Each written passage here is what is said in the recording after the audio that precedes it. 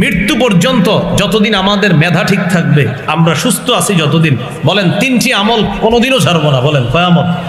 একদম সহজ, তিনটি। বলেন তিন আমল কখনো ছাড়বো না। আবার তিন আমল নিয়মিত করব। যারা নিয়মিত এই তিন আমল করবে তারা এমন একটা ব্যবসার আশা করবে যে ব্যবসায় কখনো লস নাই, লাভ আর লাভ।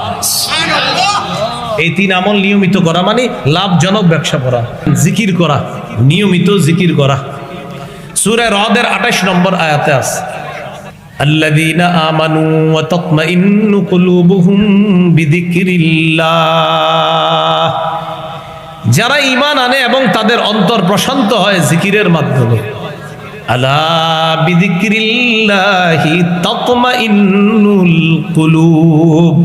শোনো, আল্লাহর জিকিরের দ্বারাই অন্তর প্রশান্ত হয়।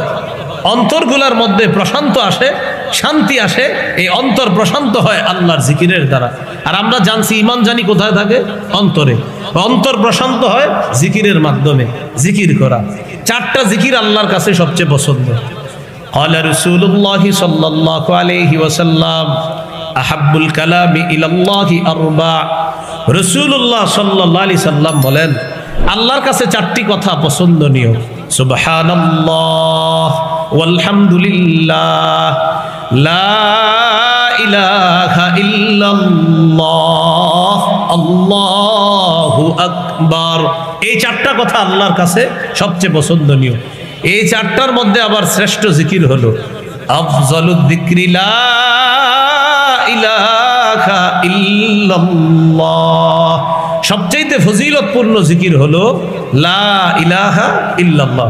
তিরমিজির হাদিস, 3592 নম্বর হাদিস। ক্বালা রাসূলুল্লাহ সাল্লাল্লাহু আলাইহি ওয়াসাল্লাম মা মিন আবদিন, কোন বান্দা, ক্বালা লা ইলাহা ইল্লাল্লাহ, কোন বান্দা এই কথা বলল যে লা ইলাহা ইল্লাল্লাহ খালিসান মুখলিসা, ইখলাসের সাথে লা ইলাহা ইল্লাল্লাহ মুখ দিয়ে একবার বলল কোন বান্দা।